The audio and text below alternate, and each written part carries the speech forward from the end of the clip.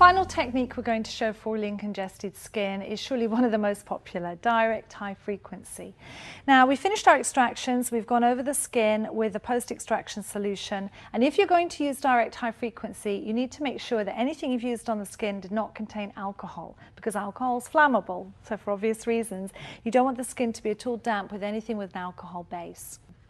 Now, high frequency involves applying a glass electrode or inserting it into the handset of the high frequency apparatus.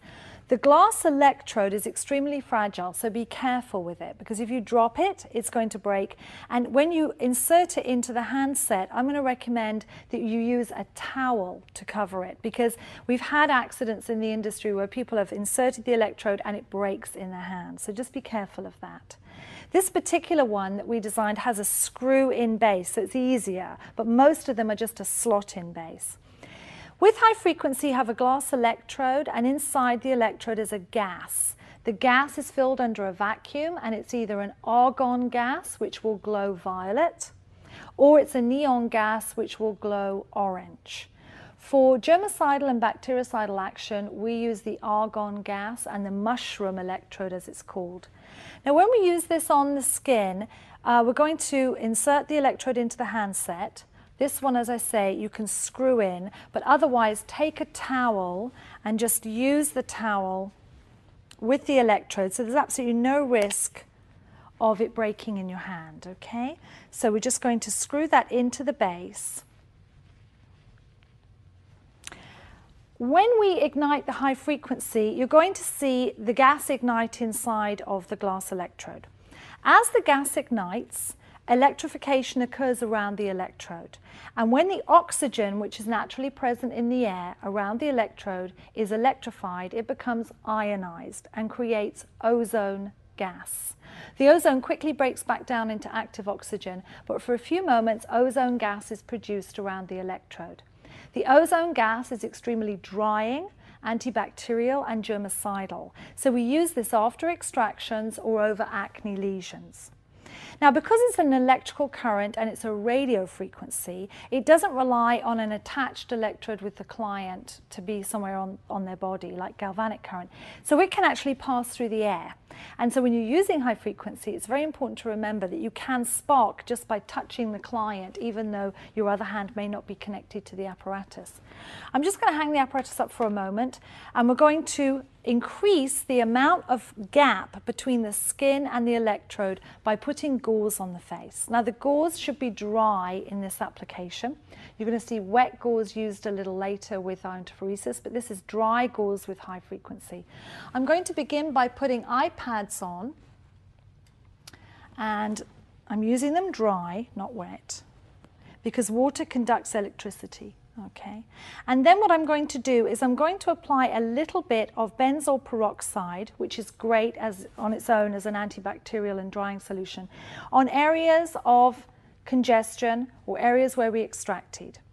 Benzoyl peroxide, think of the name peroxide. Benzoyl peroxide releases oxygen, so it intensifies the amount of oxygen available for the Tesla current to convert into ozone. So I'm taking my benzoyl peroxide solution, applying it onto the back of my hand first, and then just going to apply it in specific areas. Now, you can mix benzoyl peroxide into a gel mask if that's easier to apply. However, you're not going to get the amount of drying on the skin that you would if you leave the skin without the gel on. I'm then taking my 4-inch square of gauze, and I'm going to apply that over the skin in a double layer for the sparking technique. We have 2 4-inch squares of gauze, and what I'm going to do is I'm just going to open them up. And there's 2 ways you can use this. Now, I'm using the gauze, remember, so that I've got an easy glide on the skin. Remember, the skin is dry other than the benzoyl peroxide, which is so light it doesn't provide glide. I need glide on the skin so that the glass doesn't skip on the skin.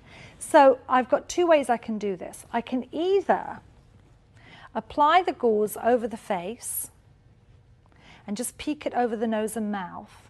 If I want to increase the amount of spark gap, I can do double gauze.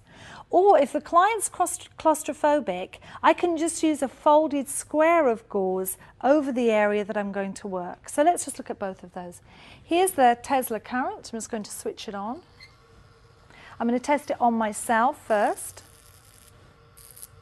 Okay, and you can see the gas is igniting. It's an argon gas. It's glowing violet. Always touch the electrode and then bring it to the skin. Never just put the electrode on the skin, because remember, it's a radio wave. It travels through the air. It'll jump to the skin. So make contact with the electrode, place it onto the skin, and then keep it moving over areas that you want to have that drying and bactericidal action. So that's a really simple technique. See how the gauze allows it to slide? The gauze also absorbs any oiliness or debris coming from the skin. But if the client is claustrophobic, another technique that you can use is, instead of doing a full face gauze, you can just take your folded square of gauze, place it onto the area, finger onto the electrode, and then use that. Now, remember, that folded square of gauze is still allowing the current to pass through it.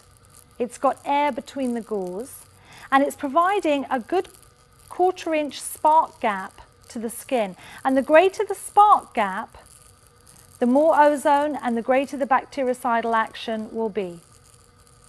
So either way, a layer of gauze or a wad of gauze for the Tesla current.